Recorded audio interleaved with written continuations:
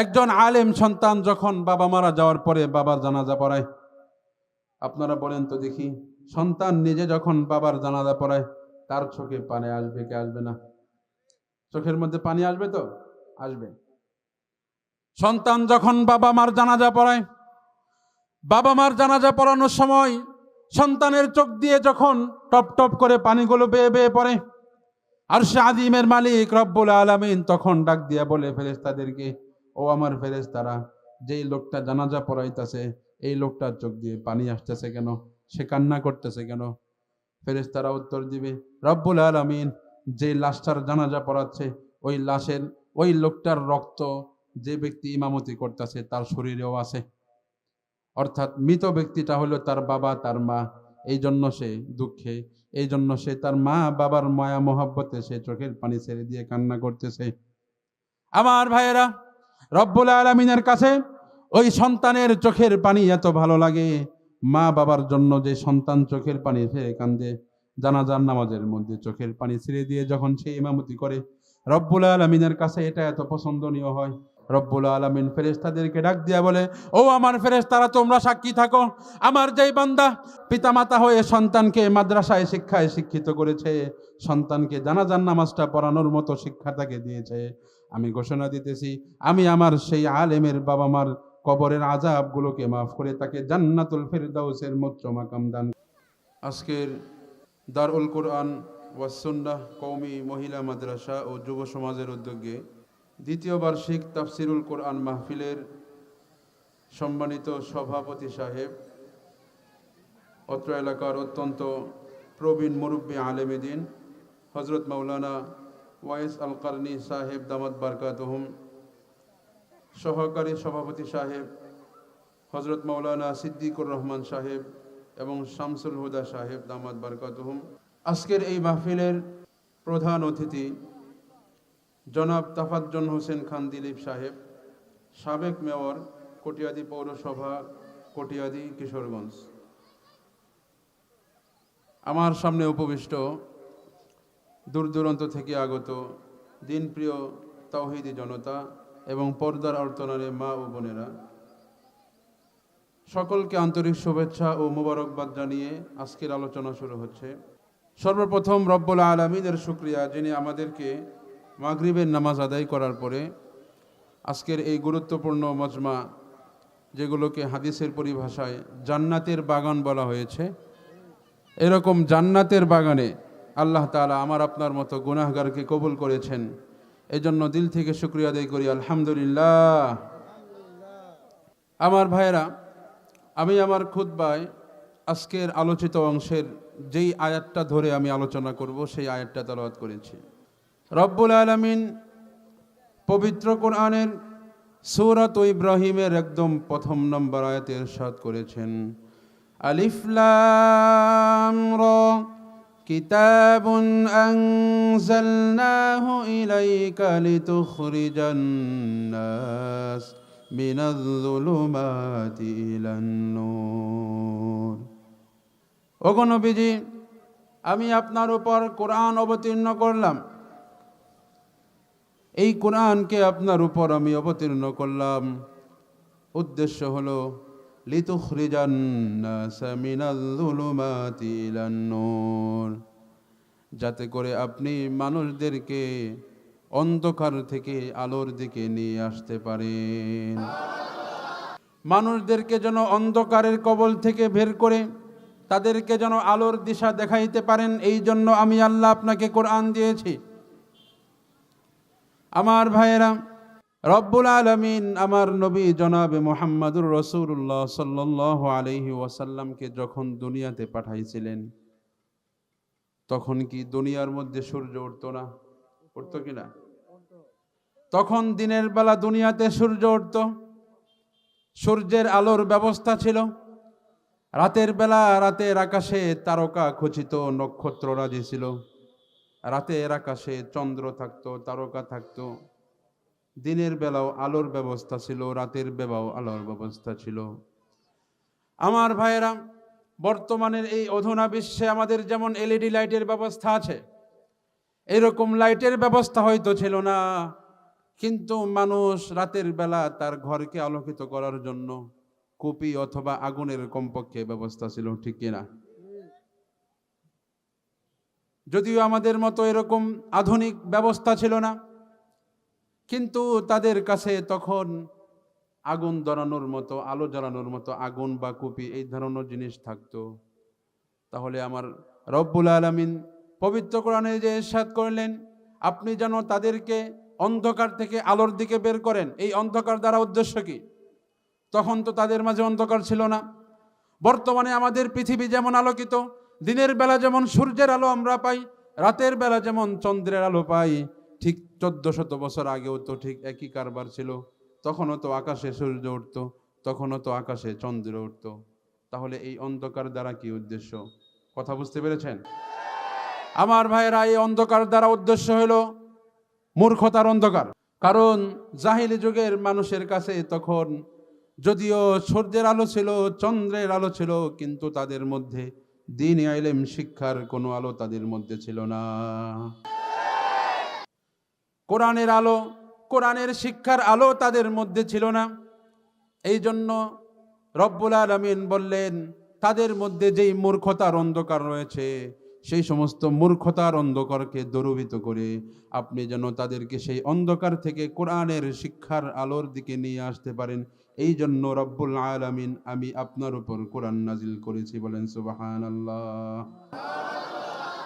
আমার ভাইরা, আমার নবী নবুয়ত প্রাপ্তির আগ পর্যন্ত আরব ভাষীরা যে সমস্ত কার্যকলাপ করত, তারা এত বর্বর ছিল, যেই বর্বরতার কারণে পৃথিবীর সমস্ত ঐতিহাসিকগণ একমত হয়েছে যে এত বর্বর তারা ছিল, এত জুলুম এবং শোষণ তারা করত।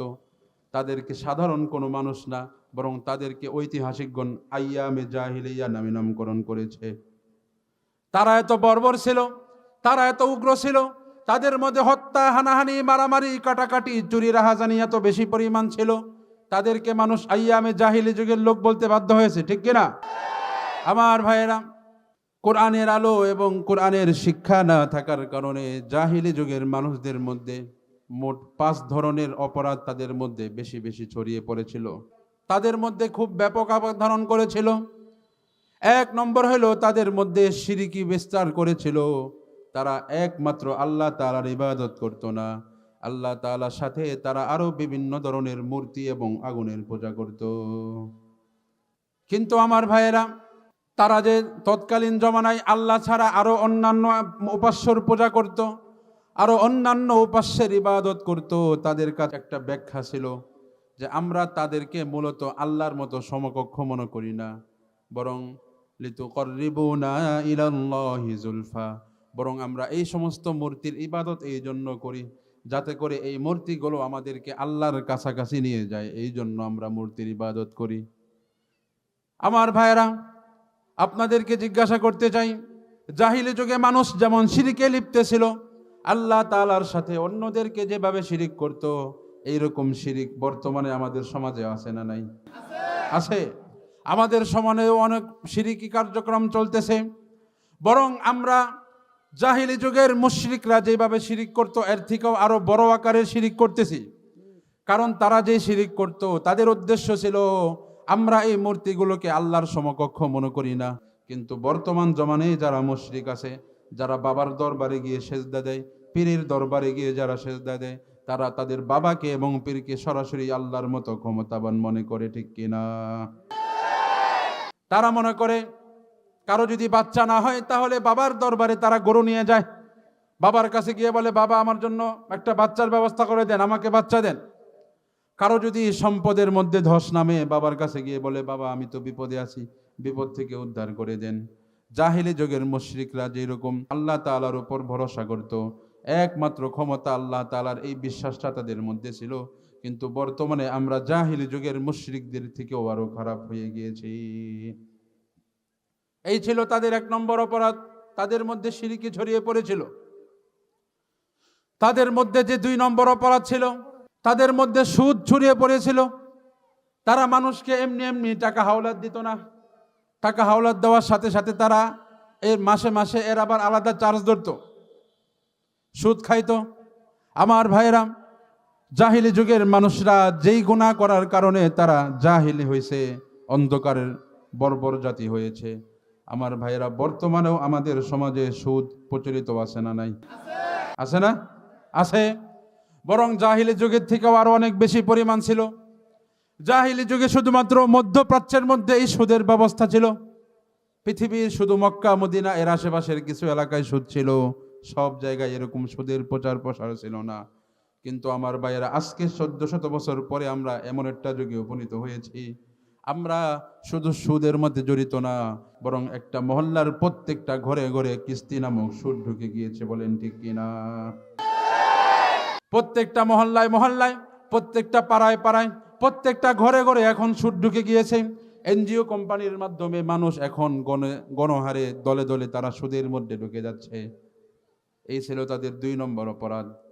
3 নম্বর তাদের যে অপরাধ ছিল, তাদের মধ্যে মাদকের ছড়াছড়ি ছিল।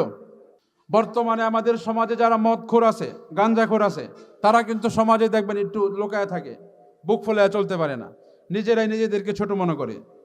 কিন্তু আমার ভাইয়েরা, জাহিলি যুগে যারা মদ খাইতো, তারা এই মদটা খাওয়া যে কোনো অপরাধ এটা মনেই করতো না। মদ খাওয়া, নেশা করা, এটা যে একটা অপরাধ এমনটা তারা ভাবতোই না। এটা তারা একদম প্রকাশ্য হালালের মতো তারা এইভাবে মদ খাইতো। এই ছিল তাদের 3 নম্বর অপরাধ। 4 নম্বর অপরাধ হলো, তাদের যুগে তারা নারীর অবমাননা করত, মহিলাদেরকে তারা সম্মান দিতে জানতো না। একজন মহিলার যখন মাসিক ঋতুস্রাব হতো, তখন আমরা তো তাও ভালো আছি, বর্বর জাতির যুগে, সেই জাহিলিয়াতের যুগে মহিলাদের যখন মাসিক ঋতুস্রাব হতো, তখন তাদেরকে ঘর থেকে বের করে গরুর গোয়াল করে রাখা হতো। শুধু তাই নয় আমার ভাইয়েরা, জাহিলি যুগের মানুষ অন্ধকার জ্ঞানহীনতার এত নিমজ্জতার মধ্যে পৌঁছে গিয়েছিল। জাহিলি যুগে যদি কারো বাবা মারা যেত, ওই বাবার যদি 2 জন 4 জন স্ত্রী থাকতো, তাহলে 2 জন 4 জন স্ত্রীগুলোকে সন্তানেরা ভাগাভাগি করে নিয়ে যেত এবং সন্তানেরা ওই তাদের বাবার স্ত্রীর সাথে তারা সংসার করত। বলেন নাউজুবিল্লাহ। এত বর্বর ছিল তারা। কিন্তু আমার ভাইয়েরা, আমি জিজ্ঞাসা করতে চাই, নারীদেরকে যে অপমান করা হয়েছিল, নারীদের অধিকার যে জাহিলি যুগে ক্ষুণ্ণ করা হয়েছিল, 1400 বছর পরেও বর্তমান এই বিশ্বে নারীদের অধিকার ঠিক আছে নাকি ক্ষুণ্ণ হচ্ছে? ক্ষুণ্ণ হচ্ছে। নারীদেরকে আজকে বাজারের পণ্য বানানো হচ্ছে, নারীদেরকে নারী স্লোগানের মাধ্যমে আজকে তাদেরকে ঘর থেকে বের করা হচ্ছে, ঠিক কিনা? আমার ভাইয়েরা, শুধু তাই নয়, জাহিলি যুগের ইতিহাস ঘাটলে আমরা দেখতে পাই না 4-5 বছরের শিশু বাচ্চা মেয়েকে ধর্ষণ করেছে, এমন ইতিহাস জাহিলি যুগে পাওয়া যায় না। কিন্তু 1400 বছর পরে আমরা এত বর্বর হয়েছি, মূর্খতা আমাদেরকে এত কঠিনভাবে গ্রাস করে নিয়েছে, জাহিলি যুগের মানুষও যেটা করতে সাহস পেত না, আজকে আমাদের জমানায় এমন গুনাহ হচ্ছে। আমার ভাইয়েরা, আপনারা পত্র পত্রিকা যারা চোখ বোলান, তারা দেখবেন 3-4 বছর 5 বছরের শিশু বাচ্চাদেরকে ধর্ষণ করে, শুধু ধর্ষণ করে ছেড়ে দেয় না, তাকে হত্যা করে টুকরো টুকরো করে বস্তায় ভরে তাদেরকে পানিতে ভাসিয়ে দেওয়া হয়। এই ছিল তাদের 4 নম্বর একটা অপরাধ। তারা নারীদের অধিকার রক্ষা করত না। তাদের মধ্যে 5 নম্বর যে অপরাধ ছড়িয়ে পড়েছিল, সেটা হলো গোত্রে গোত্রে দ্বন্দ্ব। জাহিলি যুগের মানুষ গোত্রে গোত্র দলাদলি করে হতো। খালি এক মহল্লার মানুষ আরেক মহল্লার মানুষকে দেখতে পারতো না, যুদ্ধ বিগ্রহ চলতেই থাকতো। একজনের গরু যদি আরেকজনের ফসল থেকে একটু খেয়ে ফেলে, ভুলে মালিকের অজান্তে যদি একটু খেয়ে ফেলতো, তাহলে এটাকে তারা বড় করতে করতে এমন করতো, ফসলের মালিক এসে ওই গরু জবাই করে মেরে ফেলতো, আবার গরুর মালিক যায় তাকে জবাই করত। এইভাবে এই লীলা খেলা চলতে থাকতো 80 বছর 100 বছর পর্যন্ত। এরকম একটা ছোট্টখাট্ট বিষয় নিয়ে তারা এটাকে বাড়াইতে বাড়াইতে 100-200 বছর পর্যন্ত তারা এভাবে ঝগড়া করত। এক পরিবার আরেক পরিবারকে দেখতে পারতো না। তাদের মধ্যে এরকম জাহিলিয়াত ছড়িয়ে পড়েছিল। আমার ভাইয়েরা, বর্তমান এই অধুনা বিশ্বে 1450 বছর পরেও আমরা দেখতে পাই আমাদের দেশেও এমন কিছু লোক আছে যারা বিভিন্ন রাজনৈতিক দলের জের ধরে তারা আজকে মারামারি কাটাকাটি করে। এক দল ক্ষমতায় আসলে বিরোধী দলের লোকদেরকে তারা জুলুম করে, আবার বিরোধী দল যখন ক্ষমতায় আসে, বিরোধী দল ক্ষমতায় আসার সাথে সাথে আবার আগের দলকে তারা আবার জুলুম করা শুরু করে। তাহলে জাহিলি যুগের মানুষ আর আমাদের মধ্যে কোনো পার্থক্য আছে? নাই, কোনো পার্থক্য নাই। আগে তারা যেমন একদল সুযোগ পাইলে আরেক দলকে জুলুম করত। ঠিক তেমনি ভাবে বর্তমানে এমন চলতেছে যে একদল যখন ক্ষমতায় ছিল তারা যখন আমাকে জুলুম করছে, এখন আমি যখন ক্ষমতায় আসছি আমি এখন তাদেরকে জুলুম করব। আছে না নাই? এই জন্য আমার ভাইয়েরা, জাহিলি যুগের মানুষ এই 5 ধরনের গুনাহের মধ্যে তারা লিপ্ত ছিল। এর কারণ একটা ছিল যে তাদের মধ্যে তখন কোরআনের শিক্ষা ছিল না, দ্বীনের শিক্ষা ছিল না। এর কারণটা কি আসেন আমরা জেনে নেই। পৃথিবীর সূচনা থেকে হযরত আদম আলাইহিস সালাম থেকে ঈসা আলাইহিস সালাম পর্যন্ত রব্বুল আলামিন সারা পৃথিবী ব্যাপী একটা সময়ও এমন হয় নাই যে পৃথিবীতে কোনো নবী নাই। পৃথিবী কোনো সময় নবী শূন্য ছিল না, আদম আলাইহিস সালাম থেকে ঈসা পর্যন্ত। বরং কোনো না কোনো সময় কোনো না কোনো নবী পৃথিবীর কোনো না কোনো অঞ্চলে আসে, এরকম থাকতো। একদম সারা পৃথিবীতে নবী নাই এমন কখনো হয় নাই। বরং একটা টাইম পৃথিবীতে একাধিক নবী, শত শত হাজার হাজার নবী আছে, এমন ঘটনাও আছে। আপনারা জানেন রব্বুল আলামিন পবিত্র কোরআনে বনী ইসরাইলদের অপরাধগুলো তুলে ধরার সময় ইরশাদ করেছেন, ওয়ায়াকতুলুনা আম্বিয়াহুম। বনী ইসরাইলরা একদিন সকালবেলা উঠেই শত শত নবীকে তারা জবাই করে হত্যা করেছে। শত শত নবীকে এক সকালে জবাই করছে। কিভাবে এটা? তার মানে শত শত নবী একটা টাইম পৃথিবীতে ছিল। কিন্তু ঈসা আলাইহিস সালামকে আকাশে উঠিয়ে নেওয়ার পরে আমাদের শেষ নবী আসা পর্যন্ত প্রায় 570 বছর পর্যন্ত সারা পৃথিবীটা নবী শূন্য ছিল। বুঝতে পেরেছেন? এত লম্বা সময় নবী শূন্য থাকার কারণে মানুষেরা দিন থেকে দূরে সরে গিয়েছিল, মানুষের মধ্যে মূর্খতা এবং জাহালত ছড়িয়ে পড়েছিল। তার একমাত্র কারণ হলো তাদেরকে ভয় দেখানোর মতো লোক ছিল না, তাদেরকে কোরআন শেখানোর মতো, তাদেরকে দিন শেখানোর মতো, আল্লাহর ভয় দেখানোর মতো একজন লোকও তাদের কাছে ছিল না। বলেন ঠিক কিনা? এটাই ছিল মূল কারণ। আমার ভাইয়েরা, আপনারা যারা মুসা আলাইহিস সালামের ইতিহাস জানেন, আপনারা জেনে থাকবেন রব্বুল আলামিন হযরত মুসা আলাইহিস সালামকে ডাক দিলেন, ওগো আমার পয়গম্বর মুসা, আপনি আমার কাছে আসুন, তোর পাহাড়ের পাদদেশে আসুন, আমি আপনাকে তাওরাত নামক কিতাব দান করব। হযরত মুসা আলাইহিস সালাম তাওরাত কিতাব আনার জন্য আল্লাহ তাআলার কাছে চলে গেলেন। হযরত মুসা আলাইহিস সালাম 30 দিনের জন্য বলে গিয়েছেন, আমি 30 দিন থাকবো না, তুর পাহাড়ের পাদদেশে আমি 30 দিন ধ্যান করব, এরপরে আল্লাহ তাআলা আমাকে তাওরাত কিতাব দিবেন। আমার ভাইয়েরা, 30 দিন যখন পার হয়ে গেল, রব্বুল আলামিন হযরত মুসা আলাইহিস সালামকে ডাক দিয়ে বললেন, ও মুসা, আপনি যে আমার কাছে 30 দিন ধ্যান করেছেন, তুর পাহাড়ের পাদদেশে আপনি যে এত সুন্দর ধ্যান করেছেন, এটা আমি আল্লাহ তাআলার কাছে অনেক ভালো লেগেছে। সুবহানাল্লাহ বলেন। আমার কাছে অনেক ভালো লেগেছে, এই জন্য আমি চাই আমার পয়গম্বর মুসা আমার কাছে আরো 10 দিন থাকুক। 40 দিন পূরণ করলে আমি আপনাকে অবশ্যই কিতাব দিয়ে দিব। হযরত মুসা আলাইহিস সালাম ওইদিকে বনী ইসরাইলকে আর বনী ইসরাইলদের কাছে মুসা আলাইহিস সালাম তার আপন ভাই হারুনকে রেখে এসেছিলেন যে আমার ভাই হারুন তোমাদেরকে যেভাবে পরামর্শ দেয় তোমরা সেইভাবে চলবা। বনী ইসরাইলরা দাঁতে দাঁত কামড়ে, নবী ছাড়া তারা এক মুহূর্ত ঠিক রাখতে পারে না, শুধু উল্টাপাল্টা। নবী বলে এক রাস্তায়, তারা চলে আরেক রাস্তায়। নবী থাইকাই তাদেরকে সোজা রাখা অনেক কঠিন। আবার একটা মাস টানা যদি নবী না থাকে তাদের জন্য অনেক কষ্ট, তারা এদিক সেদিক চলে যায় খালি। 30টা দিন তারা অনেক দাঁতে দাঁত কামড় দিয়ে অনেক কষ্ট করে তারা অপেক্ষা করেছে যে 30 দিন শেষ হলে মুসা কিতাব নিয়ে এসে পড়বে। 30টা দিন কষ্ট মষ্ট করে থাকি। কিন্তু আমার ভাইয়েরা, 30 দিন পার হয়ে যখন 31 দিন হয়ে গেল, আল্লাহ তাআলা যখন মুসাকে আরো 10 দিন বেশি থাকার কথা বললেন, মুসা আলাইহিস সালাম আরো 10 দিন থাকার নিয়ত করলেন। আমার ভাইয়েরা, আপনাদেরকে জিজ্ঞাসা করতে চাই, বর্তমানে আমাদের যেমন মোবাইল ফোনের ব্যবস্থা আছে, ফেসবুকের ব্যবস্থা আছে, মেসেঞ্জার এমোর ব্যবস্থা আছে, আরো শত শত হাজার বছর আগে এইরকম কোনো ব্যবস্থা ছিল নাকি? হযরত মুসা আলাইহিস সালামের তো এমন ব্যবস্থা ছিল না যে তিনি জানিয়ে দিবেন উম্মতকে যে আল্লাহ তাআলা আমাকে আরো 10 দিন বেশি থাকতে বলছে। এটা তো জানাইতে পারেন নাই। যেহেতু জানাইতে পারেন নাই, এই জন্য 31তম দিন আসার পরে তার উম্মতেরা বিভিন্ন ধরনের কথাবার্তা শুরু করলো। কেউ বলতেছে মুসা হয়তো তুর পাহাড়ের পাদদেশে পাহাড় পিছলে গিয়ে নিহত হয়ে মারা গিয়েছে। কেউ বলতেছে মুসার মাওলা মনে হয় মুসাকে তাওরাত কিতাব দেয় নাই, এই জন্য হয়তো মুসা লজ্জায় আমাদের কাছে আসতেছে না। এক একজন এক এক কথা বলা শুরু করছে। মাত্র এই 10 দিনের গ্যাপ থাকার কারণে হযরত মুসা আলাইহিস সালাম 31তম দিন থেকে 40তম দিন পর্যন্ত মাত্র এই 10 দিন না থাকার কারণে মুসা আলাইহিস সালামের বনী ইসরাইল যারা ছিল তাদের মধ্যে কমপক্ষে 70,000 লোক এমন ছিল যারা গোবৎস পূজার মধ্যে লিপ্ত হয়ে গিয়েছিল, বলেন নাউজুবিল্লাহ। তাদের মধ্যে শিরকি ছড়িয়ে পড়েছিল।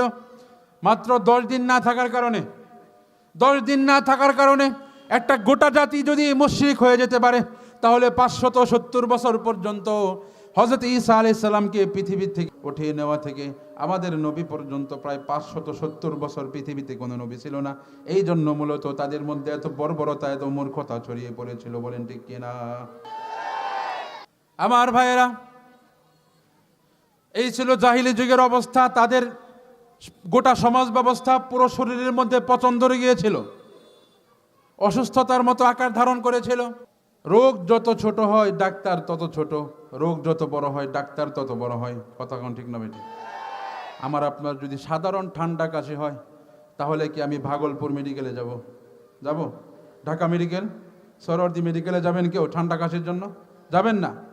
ঠান্ডা কাশি যদি হয়, তাহলে নিয়ম হইল সে সর্বোচ্চ ফার্মেসিতে যাবে, ফার্মেসি থেকে না পা প্যারাসিটামল এগুলো খেয়ে সেটা ঠিক করার চেষ্টা করবে, ঠিক কিনা? কিন্তু রোগ যদি অনেক মারাত্মক হয়, রোগ যদি হয় ক্যান্সারের মতো মারাত্মক রোগ, রোগ যদি হয় ডায়াবেটিসের মতো মারাত্মক রোগ, হাই প্রেশারের মতো মারাত্মক রোগ যদি হয়, তাহলে আমার ভাইয়েরা, আমি আপনাদেরকে জিজ্ঞাসা করতে চাই, উত্তর দিবেন। এত বড় বড় রোগ নিয়ে যদি কেউ শুধু ফার্মেসির হাতুড়ি ডাক্তারের কাছে ওষুধ খায়, তাহলে সে সুস্থ হবে নাকি? সুস্থ হবে? সুস্থ হবে না, কখনো সুস্থ হবে না। যত বড় রোগ তত বড় ডাক্তারের কাছে যাইলেই তার সুস্থ হওয়ার সম্ভাবনা আছে, ঠিক কিনা? জাহিলি যুগের মানুষেরা ছিল পৃথিবীর ইতিহাসে সবচাইতে বর্বর জাতি। তাদের মতো এত বর্বর, তাদের মতো হত্যা, ছিনতাই, রাহাজানি, চুরি, ডাকাতি পৃথিবীর অন্য কোনো জাতি এভাবে করতে পারে নাই। এই জন্য তাদের অসুস্থতা যেহেতু ছিল বড়, এই জন্য রব্বুল আলামিন পৃথিবীর ইতিহাসে সবচাইতে বড় নবী, সবচেয়ে শ্রেষ্ঠ নবী, সমস্ত নবীদের সর্দার জনাবে মুহাম্মাদুর রাসূলুল্লাহ সাল্লাল্লাহু আলাইহি ওয়াসাল্লামকে তাদের মাঝে পাঠিয়ে দিলেন, বলেন সুবহানাল্লাহ। আমার নবী আসলেন এত মারাত্মক রোগীগুলোকে রব্বুল আলামিনের দেওয়া প্রেসক্রিপশন পবিত্র কোরআনের মাধ্যমে মাত্র 23 বছর মেহনত করেছেন। কয় বছর? আমাদের নবী নবুয়ত পেয়েছেন 40 বছর বয়সে। নবুয়ত প্রাপ্তির পর 63 বছর বয়সে তিনি ইন্তেকাল করেছেন। 40 থেকে 63 কত বছর হয়? 23 বছর। কত বছর? মাত্র এই 23 বছরের জমানায় রব্বুল আলামিনের প্রেসক্রিপশন পবিত্র কোরআনের মাধ্যমে আমাদের নবীর মতো সবচেয়ে বড় ডাক্তার যখন সবচেয়ে বড় অসুস্থ রোগীদের উপর মেহনত করলেন, তখন ইতিহাসের সবচাইতে নিকৃষ্ট এই জাতি ইতিহাসের স্বর্ণ মানবে রূপান্তর হয়ে গিয়েছিল, বলেন সুবহানাল্লাহ। ঐতিহাসিকগণ বলেন, জাহিলি যুগের মানুষেরা এত বর্বর ছিল, পৃথিবীর শুরু থেকে শেষ পর্যন্ত আমার মনে হয় এরকম কোনো বর্বর জাতি আর আসবে না।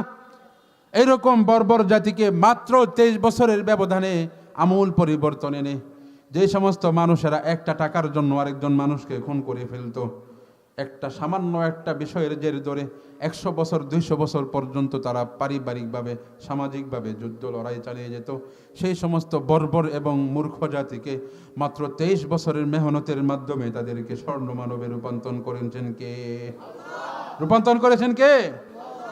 আল্লাহ তাআলা মাত্র এই 23 বছরে এই পবিত্র কোরআনের শিক্ষার মাধ্যমে তাদেরকে আমূল পরিবর্তন করে দিয়েছেন। একটা ছোট্ট দৃষ্টান্ত দিলে খুব ভালোভাবে বুঝবেন। আল্লাহর নবী মদিনার জিন্দেগিতে আছেন। মদিনার মধ্যে হঠাৎ করে একজন আল্লাহর নবীর দরবারে একজন মেহমান হলেন। আল্লাহর নবী নিজের ঘরে খবর নিয়ে দেখেছেন আল্লাহর নবীর কোনো বিবির ঘরে কোনো খাবার নাই। এজন্য আল্লাহর নবী সাহাবীদেরকে ডাক দিয়ে বললেন, ও আমার সাহাবীরা, আমার ঘরে কোনো খাবারের বন্দোবস্ত নাই, তোমাদের মধ্যে কেউ দায়িত্ব নিয়ে তাকে মেহমানদারি করো। এই কথা শোনার পরে সব সাহাবীর মাথা নিচা হয়ে গেছে, সবাই মাথা নিচা করে বসে রয়েছে। কারণ ইসলামের প্রাথমিক যুগে সাহাবায়ে কেরাম সবাই অনেক কষ্ট করেছেন। নুন আনতে তাদের পান্তা ফোরাতো, একদিনে এক বেলা না বরং 2 দিনে তারা এক বেলা খেয়ে থাকতো, গাছের লতা পাতা খেয়ে তারা থাকতো। যারা নিজেরাই এত কষ্ট করে তারা নিজের বাড়িতে আরেকজন মেহমান নিলে তাকে কি খাওয়াবে? এই জন্য সবাই মাথা নিচা করে ফেলেছে। অনেকক্ষণ চিন্তা করার পরে আল্লাহর নবীর বিশিষ্ট সাহাবী হযরত আবু তালহা রাদিয়াল্লাহু তাআলা আনহু হাত তুললেন, ইয়া রাসূলুল্লাহ, ইয়া হাবিবাল্লাহ, আপনার যেই মেহমান এসেছে সেই মেহমানকে আমি মেহমানদারি করাইতে রাজি আছি। হযরতে আবু তালহা রাদিয়াল্লাহু তাআলা আনহু মেহমানকে নিয়ে তার বাড়িতে গেলেন। মেহমানকে ঘরে বসাইয়া পাশের ঘরে বিবিকে গিয়ে জিজ্ঞাসা করে, ও আমার প্রিয়তমা, ঘরের মধ্যে কোনো খাবারের ব্যবস্থা আছে নাকি? থাকলে দ্রুত খাবারগুলো বের করে দাও, আমি একজন মেহমান নিয়ে এসেছি, সাধারণ কোনো মেহমান না, স্বয়ং আল্লাহর রসুলের মেহমানকে আমি সঙ্গে নিয়ে এসেছি। হযরতে আবু তালহার স্ত্রী উম্মে সুলাইম রাদিয়াল্লাহু তাআলা আনহা তিনি ডাক দিয়া বলেন, ওগো স্বামী, আমাদের ঘরে তো কোনো খাবারের ব্যবস্থা নাই, আমি আর আপনি তো আজকে রাত্রে উপাস থাকতাম, রাত্রে ইবাদত এবং জিকিরের মাধ্যমে আজকের রাতটা আমরা পার করে দিতাম। ঘরের মধ্যে শুধু অর্ধেকটা রুটি আছে, এটাও আমাদের জন্য না, আমাদের সন্তান যারা আছে তাদেরকে খাওয়ানোর জন্য মাত্র অর্ধেক রুটি ঘরে আছে, এছাড়া আর কোনো খাবার নাই। এবার স্বামী স্ত্রী দুইজন পরামর্শ করলেন, পরামর্শ করে সিদ্ধান্তে উপনীত হলেন, আজকে আমাদের সন্তানকে কোনো রকম প্রবোধ দিয়ে, মিথ্যা প্রবোধ দিয়ে তাকে ঘুম পাড়িয়ে দিব। সে যখন ঘুমিয়ে যাবে তখন সন্তানদের সেই অর্ধেক রুটির খাবারটাই আমরা আমাদের মেহমানকে খাওয়াইব।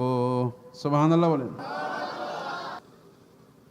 আমার ভাইয়েরা, সন্তানেরা ঘুমিয়ে গেল কিছুক্ষণের মধ্যে। সন্তানদের যেই খাবার ছিল অর্ধেক রুটি, সেই অর্ধেক রুটি নিয়ে আসলো।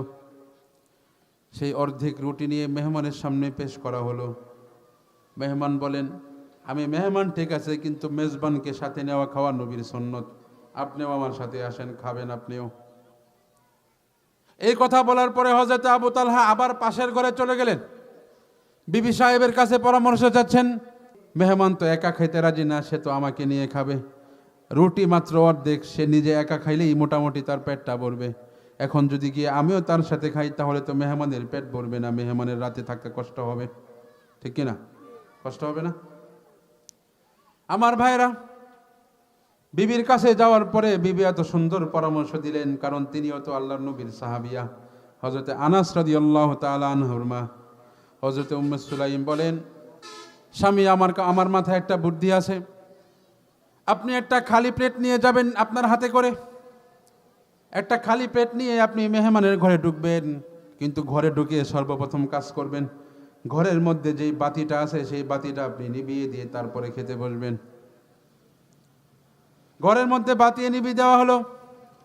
স্ত্রীর পরামর্শ অনুযায়ী স্বামী একটা প্লেট নিয়ে গিয়ে বাতি নিভিয়ে দিয়ে, মূলত খাইতেছে না, এমনি চপ চপ শব্দ করতেছে, খাচ্ছে মূলত মেহমান মনে করতেছে যে আমার সাথে মেজবানও খাচ্ছে, দুইজন খেতে খেতে মূলত খাইতেছে, একজন খায়া মোটামুটি তার পেটটা ভরেছে। ওই রাত পার হয়ে গেল। আমার ভাইয়েরা, হযরতে আবু তালহা রাদিয়াল্লাহু তাআলা আনহু তিনি তার স্ত্রীর সাথে পরামর্শ করেছেন। স্ত্রী কি সুন্দর পরামর্শ দিয়েছে, চিন্তা করেছেন? কিন্তু আপনারা আবার আপনাদের স্ত্রীর কাছে পরামর্শ চাইতে দেন না, কারণ বর্তমানে আমাদের মহিলা যারা আছে, অধিকাংশ মহিলাই এমন যে তারা মেহমান দেখলে আরো ভয় পায়, মেহমান দেখলে স্বামীর সাথে ঝগড়া করে। আবার মেহমান যদি তার বাপের বাড়ি না হয়ে স্বামীর বাপের বাড়ি হয়, তাই তো কথাই নাই, ঠিক কিনা? বাইরা বাড়ি লাগে যাব। বর্তমানে আমাদের সমাজে মেহমান আসলে আমরা কপাল কুঁচকিয়ে ফেলি, আমরা খুশি হই না, বেজার হই।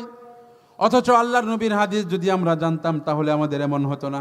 আল্লাহর নবী সাল্লাল্লাহু আলাইহি ওয়াসাল্লাম ইরশাদ করেছেন, তোমাদের কারো ঘরে যখন কোনো মেহমান আসে তাহলে সে একা আসে না, বরং তার সাথে রব্বুল আলামিনের পক্ষ থেকে আসমানের একজন ফেরেশতাও তার সাথে আসে। ফেরেশতা কেন আসে? তার কাজ কি? তার কাজ হলো মেজবানের বাড়িতে, যে বাড়িতে মেহমান আসেছে সেই বাড়ির পীড়ার সামনে সে যতক্ষণ পর্যন্ত, যতদিন পর্যন্ত এই মেহমান তার ঘরে থাকবে, ততক্ষণ পর্যন্ত আসমানের এই ফেরেশতা রব্বুল আলামিনের কাছে এই মেজবানের বাড়িতে বরকত দেওয়ার জন্য দোয়া করে। বলেন সুবহানাল্লাহ। আমার ভাইয়েরা, যে কথা বলতেছিলাম, সেদিন রাত্র পার হয়ে গেল। সকালবেলা মসজিদে নববীর মাইক দিয়ে হযরতে বিলাল রাদিয়াল্লাহু তাআলা আনহু আজান দিলেন। আজানের পরে ফজরের নামাজ অনুষ্ঠিত হয়ে গেল। নামাজের পরে আল্লাহর নবী সাহাবীদের দিকে ফিরে কোনো কথা না বলে সর্বপ্রথম বললেন, আমার কলিজার টুকরা সাহাবী আবু তালহা, কোথায়? দাঁড়াও। সুবহানাল্লাহ বলবেন না? হয়েছে কি? হযরত আবু তালহা রাদিয়াল্লাহু তাআলা আনহু আল্লাহর নবীর কথায় দাঁড়িয়ে গেলেন। এবার আমাদের নবী জিজ্ঞাসা করেন, আবু তালহা, তোমার সাথে গত রাতে যে মেহমান পাঠিয়েছিলাম তার সাথে তুমি কি এমন আচরণ করেছো আমাকে একটু বলো। হযরত আবু তালহা রাদিয়াল্লাহু তাআলা আনহু বলতে চায় না, ইয়া রাসূলুল্লাহ, ইয়া হাবিবাল্লাহ, তেমন কিছুই হয় নাই। এবার আমাদের নবী বলেন, ও আবু তালহা, তুমি গোপন করার চেষ্টা করো না। তুমি তোমার নেক আমলটা তুমি চাচ্ছ গোপন করবা, গোপন করার চেষ্টা করো না। কারণ গত রাতের আমলটা রব্বুল আলামিনের কাছে এত পছন্দনীয় হয়েছে, রব্বুল আলামিন স্বয়ং আমার কাছে জিবরীলের মাধ্যমে ওহী নাজিল করে জানিয়ে দিয়েছেন। বলেন সুবহানাল্লাহ। আল্লাহ তাআলার কাছে হযরত আবু তালহার মেহমানদারি এত পছন্দনীয় হয়েছে, তিনি তার সন্তানদেরকে, কলিজার টুকরা সন্তানদেরকে না খাওয়ায়া ঘুম পাড়াইয়া দিয়া, এরপরে লাইট নিভিয়ে দিয়ে খাবারের ভান করে না খেয়ে পুরোটা খাবার মেহমানকে খাওয়ানোর মতো এরকম ধৈর্য, এরকম মাধুর্যপূর্ণ আচরণ দেখে আরশে আজিমের মালিক রব্বুল আলামিন স্বয়ং খুশি হয়ে গিয়েছে। সুবহানাল্লাহ। আমার ভাইয়েরা, এই হলো সাহাবায়ে কেরামের পরিবর্তন। যেই সমস্ত জাহিলি যুগের লোকেরা একটা পয়সার জন্য আরেকজন মানুষকে খুন করতে দ্বিধা করতো না, চুরি ডাকাতির মতো মানুষের সম্পদ লুণ্ঠন করাকে যারা অপরাধ মনে করতো না, সেই সমস্ত মানুষদের উপর আমার নবীজি এসে আল্লাহ তাআলার দেওয়া পবিত্র কোরআনের শিক্ষা যখন দিলেন, এই পবিত্র কোরআনের ছোঁয়া পেয়ে মাত্র 23 বছরের ব্যবধানে তারা ইতিহাসের সবচেয়ে বর্বর জাতি থেকে ইতিহাসের সবচাইতে স্বর্ণ মানবে রূপান্তর হয়ে গিয়েছে। বলেন সুবহানাল্লাহ। তারা এত উন্নত শিখরে পৌঁছেছে, তারা এত উন্নত করেছিল নিজেদের চরিত্র এবং আখলাক। ঐতিহাসিকগণ লিখেন যে তাদের মতো এত ভালো মানুষ, তাদের মতো এত স্বর্ণ মানব পৃথিবীর ইতিহাসে ইতিপূর্বেও কখনো আসে নাই। কিয়ামত পর্যন্ত সাহাবায়ে কেরামের মতো পুত পবিত্র আখলাক এবং চরিত্রের অধিকারী মানুষ কিয়ামত পর্যন্ত আসবে না। আমার ভাইয়েরা, আমি আপনাদেরকে জিজ্ঞাসা করতে চাই, জাহিলি যুগের মানুষের কাছে যেই 5 ধরনের অপরাধ বেশি ছড়িয়ে পড়েছিল, ওই 5 ধরনের অপরাধ আমাদের সমাজে আছে না নাই? আছে। বরং কোন কোন ক্ষেত্রে তাদের থেকে বেশি আমাদের সমাজে আছে, তাদের থেকে অনেক বেশি আমাদের সমাজে আছে। যেই কোরআনের প্রেসক্রিপশন তারা পেয়ে জাহিলি যুগের থেকে সরাসরি স্বর্ণ মানবে রূপান্তর হয়ে গেল, সেই প্রেসক্রিপশন কোরআনে কারিম আমাদের মাঝে উপস্থিত আছে না নাই? সেই রব্বুল আলামিনের কোরআন এখনো আমাদের কাছে আছে। সেই আল্লাহ তাআলা, যেই আল্লাহ তাআলা এই কোরআনের শিক্ষার মাধ্যমে পৃথিবীর ইতিহাসের সবচাইতে বর্বর জাতিকে শ্রেষ্ঠ মানবে রূপান্তর করলেন, সেই আল্লাহ তাআলা আছে না নাই? সেই আল্লাহ তাআলা এখনো জীবিত আছেন। তো সেই আল্লাহ তাআলাও আছেন, তার কোরআনও আমাদের মাঝে মওজুদ আছে। কিন্তু দরকার হইল আমাদের কোরআনের শিক্ষার। কিন্তু আমরা বর্তমান মানুষ কোরআনের শিক্ষাকে বাদ দিয়ে ইংলিশ মিডিয়ামে সন্তানদেরকে পড়ানোটাকেই নিজের সফলতা মনে করতেছি, ঠিক কিনা? বর্তমান সমাজে আমরা মানুষ এমন, আমার সন্তানকে অঙ্ক শেখানোর জন্য, আমার সন্তানকে ইংলিশ মিডিয়ামে পড়ানোর জন্য আমি প্রাইভেট টিচার রেখে তাকে 4000-5000 টাকা দিতে পারি, কিন্তু সন্তানকে কোরআনের শিক্ষা দিয়ে হুজুরকে 500 টাকা দেওয়ার মতো অনেকের মন মানসিকতা নাই, ঠিক কিনা? এইরকম দ্বিমত আচরণের কারণে, এইরকম জুলুমের আচরণের কারণে আজকে আমাদের সমাজে এত পছন্দ রয়েছে। আজকে আমাদের সমাজে যে সমস্ত বিভিন্ন সেক্টরে যত ধরনের দায়িত্ববান লোকেরা আছে, ইঞ্জিনিয়ার আছে, ডাক্তার আছে, রিক্সা চালক আছে, গাড়ি চালক আছে, এই সমস্ত লোকেরা যার যার পেশায় থাকুক কোনো সমস্যা নাই, কিন্তু এরা যার যার পেশায় থাকার পরেও তাদের সাথে যদি কোরআনের শিক্ষা থাকে, তারা যদি কোরআনের ছোঁয়া পেয়ে থাকে, তাহলে তাদের মাধ্যমে কখনো সমাজের মধ্যে জুলুম হবে না। কিন্তু একজন ডাক্তার, সে যদি ডাক্তার হয়, ডাক্তার হয়ে কোনো চেম্বারে বসে, আর তার মাঝে যদি কোনো কোরআনের শিক্ষার আলো না থাকে, কোরআনের শিক্ষার ছোঁয়া যদি ওই ডাক্তারের মধ্যে না থাকে, তাহলে সে ডাক্তার না হয়ে একজন আস্তা ডাকাত হয়ে তার চেম্বারে বসবে, ঠিক কিনা? আমাদের সমাজে আমরা দেখি, আমাদের মা বোনের যখন বাচ্চা হওয়ার সময় হয়, হাসপাতালে নিয়ে যাওয়ার পরে একজন ডাক্তার চিন্তা করে, আমি যদি নর্মালে বাচ্চাটা ডেলিভারি করি তাহলে হাসপাতালে বিল উঠবে মাত্র 5-6 হাজার টাকা। এর মধ্যে আমার পকেটে হবে মাত্র 500-1000 টাকা, ঠিক কিনা? কিন্তু আমি যদি এই মহিলাটাকে ভুলভাল বুঝিয়ে যদি বিভিন্ন পন্থায় ফোন দিয়েটে তাকে যদি আমি সিজারের কথা বলি, তাহলে হাসপাতালে বিল হবে 40-50 হাজার টাকা, আমার পকেটে আসবে 10-15 হাজার টাকা, ঠিক কিনা? এটা ডাক্তার তখন করবে যখন তার মধ্যে কোরআনের শিক্ষা না থাকবে। যখন তার মধ্যে কোরআনের শিক্ষার জ্ঞান না থাকবে, তখনই একজন ডাক্তার এরকম জুলুমি সিদ্ধান্ত নিবে। কিন্তু একজন ডাক্তারকে যদি ডাক্তার বানানোর আগে সর্বপ্রথম যদি তাকে মক্তবের শিক্ষা দেওয়া হতো, তাকে যদি পবিত্র কোরআনের শিক্ষা দেওয়া হতো, তাকে যদি রব্বুল আলামিনের ভয় যদি তার ভিতরে ঢোকানো যেত, তাহলে এমন হইতো না। তাহলে সে মানুষের জুলুম করার আগে সে কাকে ভয় করত? আরেকটু জোরে বলেন, কাকে ভয় করত? আল্লাহকে ভয় করত। কিন্তু দেখা যায় আজকে আমরা যারা বিভিন্ন কর্পোরেট শ্রেণীর লোকেরা যারা আছি, বিভিন্ন জায়গায় যারা ক্ষমতাবান আছি, অধিকাংশই তাদের মধ্যে কোরআনের কোনো জ্ঞান নাই। এই জন্যে সমাজের মধ্যে থেকে জুলুম দূর হইতেছে না, ঠিক কিনা? আমার ভাইয়েরা, একজন ইঞ্জিনিয়ার সাহেব, তার মধ্যে যদি আল্লাহ তাআলার ভয় না থাকে, তাহলে ইঞ্জিনিয়ারকে রাষ্ট্রীয় ব্রিজ বানানোর সময় দেখা যাবে রটের পরিবর্তে ভাঁজ ঢুকিয়ে দেয়, আছে না নাই? আমাদের সমাজে এমন হয়েছে কিনা? কিন্তু ওই ইঞ্জিনিয়ারের ভিতর যদি কোরআনের শিক্ষা থাকতো, তার ভিতরে যদি রব্বুল আলামিনের ভয় থাকতো, তাহলে কিন্তু কখনো সে রডের পরিবর্তে বাঁশ দেওয়ার সাহস পাইতো না। কারণ সে জানে আমাকে দুনিয়ার জনগণ দেখুক আর না দেখুক, আরশে আযিমের উপর থেকে একজন দেখতেছেন, তিনি কে? তিনি কে? এই জন্য আমার ভাইয়েরা, কোরআনের শিক্ষার দরকার আছে না নাই? এক কোরআনের শিক্ষার সবচেয়ে বড় যেই ফজিলত, সেটা হলো কোরআনে কারিমের একটা অক্ষর যদি কেউ তেলাওয়াত করে তাহলে 10টা নেকি হয়। কিন্তু আমার ভাইরা, বর্তমানে আমরা আমাদের সন্তানদেরকে কোরআন শিক্ষা দিই না, নিজেরাও কোরআন শেখার চেষ্টা করি না। অথচ কোরআনকে যারা মহব্বত করে, দিল থেকে যদি কেউ কোরআনকে মহব্বত করে, রব্বুল আলামিন তাদেরকেও জান্নাতের বন্দোবস্ত করে দেন। আপনাদেরকে একটা ছোট্ট ঘটনা শুনে আলোচনা শেষ করে দিব। হযরত সৈয়দ আসআদ মাদানী রহমতুল্লাহ আলাইহি তিনি ঘটনা বর্ণনা করেছেন। একটা এলাকা ছিল, ওই এলাকার মধ্যে মুসলিম সাম্রাজ্য ছিল, কিন্তু ওই এলাকার যত মুসলমান ছিল সকলেই ছিল মূর্খ। তাদের মধ্যে দিনের কোনো আলো ছিল না, তারা আল্লাহ তাআলার কোনো ইবাদত সঠিকভাবে পালন করতো না। একদিন হঠাৎ করে এক বৃদ্ধ লোকের মৃত্যু হলো।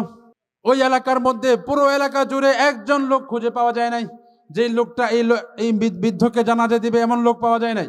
এই বৃদ্ধকে যে কাফন দাফন করাবে, এমন একজন লোক খুঁজে পাওয়া যায় না। এলাকাবাসী সবাই মিলে এই বৃদ্ধর লাশ নিয়ে রাস্তার পাশে বসে আছে। তারা আল্লাহ তাআলার কাছে দোয়া করতেছে, রব্বুল আলামিন, আপনি আমাদের কাছে একজন লোক পাঠিয়ে দিন, এমন একজন লোক পাঠিয়ে দিন যিনি কমপক্ষে এই লাশের জানাজাটা পড়তে পারবে। কারণ জানাজা ছাড়া আমরা মুসলমান হয়ে আরেকজন মুসলমান ভাইকে তো কবরে দাফন করতে পারি না। তারা অনেক করজোরে আল্লাহ তাআলার কাছে দোয়া করতে লাগলো। অনেকক্ষণ অপেক্ষা করার পরে হঠাৎ করে একজন লোক দেখলো দূর থেকে আসতেছে, সাইকেলে করে, মাথার মধ্যে দেখা যায় টুপি আছে, মুখের মধ্যে দেখা যায় দাঁড়িয়ে আছে। দেখলে মনে হয় তার মধ্যে ইসলামের শিক্ষা আছে। আমার ভাইয়েরা, তাকে যখন দেখলো, এলাকার লোকেরা মিলে তাকে থামিয়ে দিল। এলাকার লোকজন তাকে থামিয়ে বলল, আমার ভাই, আমরা অনেক বড় বিপদে পড়েছি। কি বিপদ? তারা বলল, এই যে মুরব্বী ইন্তেকাল করেছে, অনেকক্ষণ হয়ে গিয়েছে, তাকে জানাজা দেওয়ার মতো আমাদের মধ্যে যোগ্য কেউ নাই। জানাজা কিভাবে দিতে হয় আমরা জানি না, একজন মৃতকে কিভাবে কবরে রাখতে হয় সেটাও জানি না। আমার ভাই, আপনার লেবাস দেখে মনে হচ্ছে আপনি মনে হয় ধর্মীয় জ্ঞান রাখেন, সুতরাং আপনি দয়া করে মেহেরবানি করে আমাদের এই বৃদ্ধর লাশটা জানাজা পড়াইয়া দেন, আমাদের এই বৃদ্ধর লাশে জানাজা পড়াইয়া দেন। লোকটা রাজি হইতে চায় না। আমার অফিসের সময় হয়ে গিয়েছে, আমার অফিসে যেতে হবে। অনেক জোর জবরদস্তি করে পা পড়ে গেছে সবাই। এলাকার সকলে যখন অনুনয় বিনয় করে আবদার করতেছে, লোকটা তখন চাকরির ভয় না করে একটু সময় লেট করে তিনি লোকটার জানাজা পড়াইলেন। জানাজা পড়ে চলে যেতে লাগলেন। এবার লোকেরা বলল, আমার ভাই, জানাজাটা যখন কষ্ট করে দিয়ে ফেলেছেন, কবরে শোয়াইতে তো আর বেশি সময় লাগবে না, মেহেরবানি করে আপনি একটু কবরের মধ্যে নেমে তাকে একটু কবরে শোয়াইয়া তারপর চলে যান। কারণ কিভাবে কোন নিয়মে কবরে রাখতে হয় এই নিয়মটা পর্যন্ত আমরা জানি না। অবশেষে তিনি লাশটা কবরের মধ্যে নামাইলেন। কবরের মধ্যে নামায়া 3 মুঠ মাটি দিয়ে তিনি তার অফিসের উদ্দেশ্যে রওনা হয়ে গেলেন। এদিকে তারা কবরের বাকি কাজ সম্পন্ন করে যার যার বাড়িতে চলে গেলেন। লোকটা যখন অফিসে চলে গেলেন, অফিসে যাওয়ার পরে দেখে, অফিসে যাওয়ার পরে গেট পাস লাগে না, একটা গেট পাস আছে, গেট পাস ছাড়া কিন্তু অফিসের ওয়ার্কারকে ঢুকতে দেওয়া হয় না। লোকটা যখন পকেটে হাত দিল, পকেটে হাত দিয়ে দেখে অফিসের গেট পাস আর নাই, কোথায় যেন ফেলে এসে পড়েছে। লোকটা পিছন পিছন খুঁজতে খুঁজতে যে রাস্তা দিয়ে আসছে পুরো রাস্তা খুঁজে ফেলেছে। খুঁজতে খুঁজতে একদম যে এলাকায় জানাজা দিয়েছে ওই এলাকা পর্যন্ত পৌঁছে গেছে। হঠাৎ করে রব্বুল আলামিন তার মাথার মধ্যে স্মরণ করিয়ে দিল, তুমি যখন ওই লোকটার কবরের মধ্যে নামছো, নামার পরে তোমার বুক পকেটের থেকে তোমার অফিসের গেট পাসটা কবরের মধ্যেই পড়ে গিয়েছে। বিপদে পড়লো না লোকটা? কবর খোঁড়া নতুন করে ঝামেলা না? লোকটা এলাকার লোকদের কাছে গিয়ে অনুনয় বিনয় করে বলতে লাগলো, আমার ভাইয়েরা, আমি সেই লোক, একটু আগে আপনাদের অনুরোধে আমি জানাজা পড়িয়েছিলাম, কিন্তু এখন তো আমি নিজেই বিপদে পড়ে গিয়েছি। এলাকার লোকেরা জিজ্ঞাসা করলো, কি বিপদ বলেন? আপনি আমাদেরকে এত বড় সাহায্য করেছেন, আপনার বিপদেও আমরা আপনার পাশে আছি, আপনার কি সাহায্য লাগবে বলেন? তখন সেই হুজুর লোকটা বলল, ভাইয়েরা আমার, আমি এই চাকরির মাধ্যমে আমার পরিবার চালাই, আমার বিশাল বড় ফ্যামিলি, এই চাকরিটা না থাকলে আমার কোনোভাবেই ফ্যামিলি চালানো সম্ভব না। আমার চাকরিতে যাওয়ার জন্য যে গেট পাস, এই গেট পাসটা কবরের মধ্যে পড়ে গিয়েছে, এখন তো কবর খুঁড়তে হবে, তোমরা আমাকে সাহায্য করো। এলাকার লোকেরা বলল, হুজুর, আপনি যদি মনে করেন শরীয়তের বিধিবিধানে কোনো নিষেধাজ্ঞা নাই, তাহলে আমরা আপনাকে বাধা দেব না, আপনি কবর খুঁড়তে পারেন, আপনি অনুমতি দিলে আমরা কবর খুঁড়ে দিব। তিনি বললেন, শরীয়তে কোনো নিষেধ নাই, মাত্র আধা ঘন্টা হয়েছে, একটু আগে কবর দেওয়া হয়েছে, এখনো লাশ পচাও নাই, গলেও নাই, সুতরাং কবরটা খুললে কোনো সমস্যা হবে না। তার অনুমতি পেয়ে কবরটা খোলা হলো। কবরের উপর থেকে মাটিগুলো সরিয়ে ফেলা হলো। মাটিগুলো সরানোর পরে কবরের উপরে যে বাঁশ বিছানো থাকে, মাত্র 2টা বাঁশ সরানোর পরে দেখা গেল, আল্লাহু আকবার, কবরের থেকে এত সুন্দর ঘ্রাণ আসা শুরু হলো যে পৃথিবীর মানুষ এত সুন্দর গান জিন্দেগিতে শুনে নাই। আমার ভাইয়েরা, এই গেল 1 নম্বর মুজিজা, 1 নম্বর কারামত। তিনি দেখলেন এত সুন্দর ঘ্রাণ, দুনিয়ার কোনো সেন্ট, দুনিয়ার কোনো আতর, দুনিয়ার কোনো বডি স্প্রে এরকম হতে পারে না, অবশ্যই এটা জান্নাতি ঘ্রাণ, সবাই বুঝে ফেললেন। আরো কয়েকটা বাঁশ সরিয়ে যখন তিনি কবরের মধ্যে হাত ঢুকিয়ে কাগজটা আনতে যাবেন, তখন তিনি দেখলেন, সুবহানাল্লাহ, আল্লাহু আকবার, কি আশ্চর্যের বিষয়, মাত্র আধা ঘন্টা আগে যাকে কবরের মধ্যে রেখে আসলাম, আধা ঘন্টার মধ্যে রব্বুল আলামিন তার ওই কবরের মাটিগুলোর উপর জান্নাতি বিছানা বিছায়া দিয়েছে। বলেন সুবহানাল্লাহ। এই অবস্থা দেখে সবাই আশ্চর্য, সবার চোখ কপালে উঠে গেল। এবার লোকটার এত আশ্চর্যের কথা দেখে তার যে অফিসে যেতে হবে সেটা ভুলে গেল। লোকটা বলল, কি এমন কাজ করে এই মুরব্বী, কি এমন ইবাদত করতো যে ইবাদতের কারণে ওই মুরব্বীর কবরটা জান্নাতের বাগান হয়ে গিয়েছে? কোন আমলের বদৌলতে এমন সম্মান তিনি পেয়েছেন? কোন আমলের বদৌলতে তিনি জান্নাতি হয়েছেন? এই আমলটা আমার জানতে হবে। লোকটা এবার এলাকাবাসীদেরকে জিজ্ঞাসা করে, এই মুরব্বীর আত্মীয় স্বজন কে কে আছে পরিবারের? এলাকাবাসী বলল, এই মুরব্বীর পৃথিবীতে অন্য কেউ বাকি নাই, তার একমাত্র কন্যা সন্তান একটা আছে, তিনি বাকি আছেন, তার কাছে জিজ্ঞাসা করলে হয়তো কিছু জানতে পারবেন। লোকটা লোকদেরকে নিয়ে ওই মেয়ের কাছে গেল। মেয়ের কাছে গিয়ে বলল, ওগো মা, আমি তোমার বাবার বয়সী, তোমার কাছে একটা বিষয় জানতে আসলাম।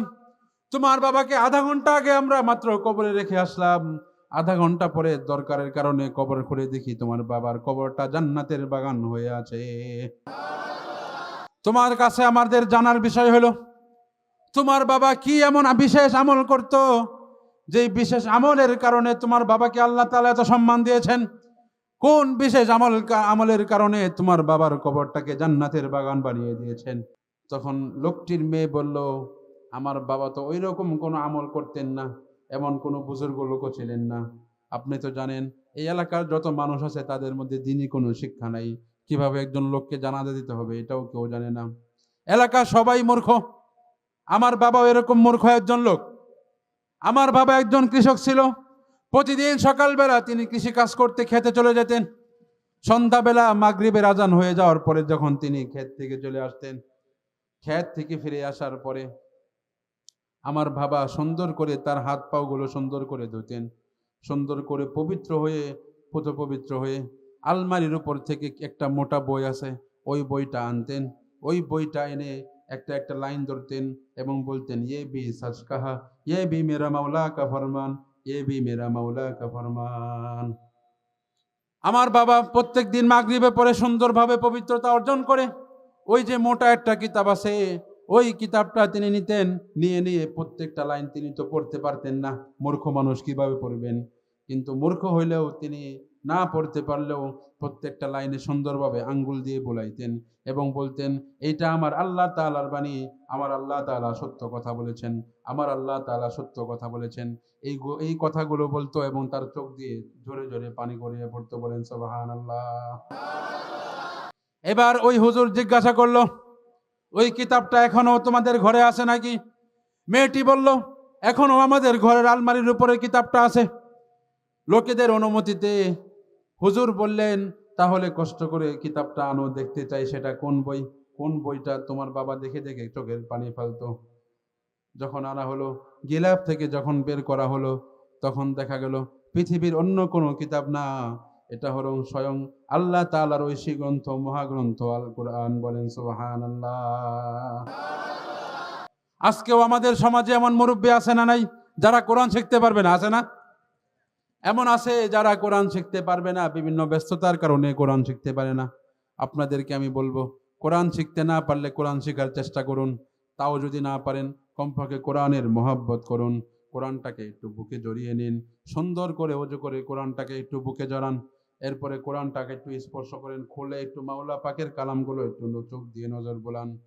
মন থেকে যদি আল্লাহর কোরআনকে ভালোবাসতে পারেন, মন থেকে যদি আপনি আল্লাহ তাআলার কোরআনকে যদি মহব্বত করতে পারেন, আল্লাহ তাআলার কোরআনকে যদি কেউ মহব্বত করে, রব্বুল আলামিনও সেই ব্যক্তিকে মহব্বত করে। ঠিক কিনা?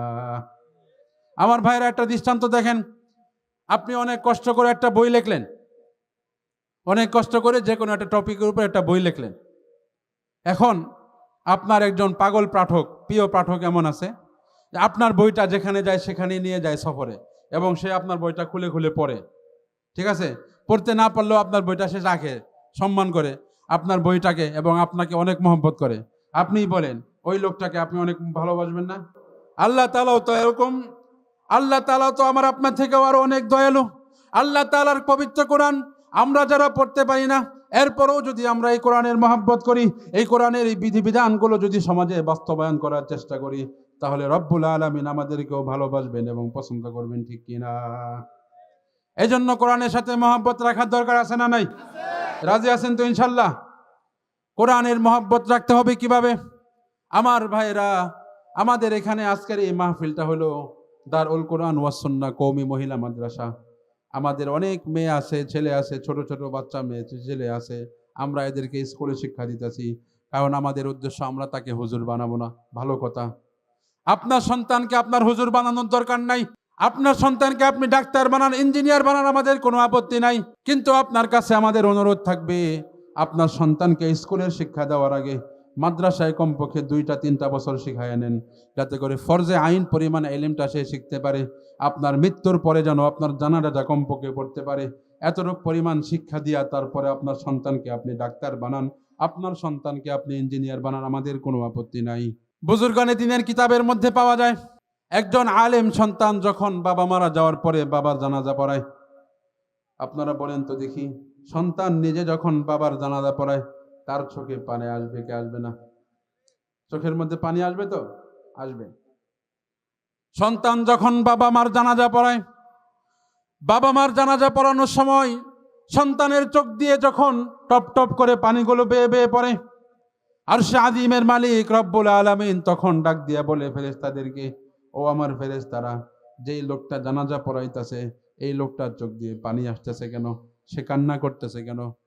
ফেরেশতারা উত্তর দিবে, রব্বুল আলামিন যে লাশটার জানাজা পড়াচ্ছে, ওই লাশের ওই লোকটার রক্ত যে ব্যক্তি ইমামতি করতেছে তার শরীরেও আছে। অর্থাৎ মৃত ব্যক্তিটা হলো তার বাবা, তার মা। এই জন্য সে দুঃখে, এই জন্য সে তার মা বাবার মায়া মহব্বতে সে চোখের পানি ছেড়ে দিয়ে কান্না করতেছে।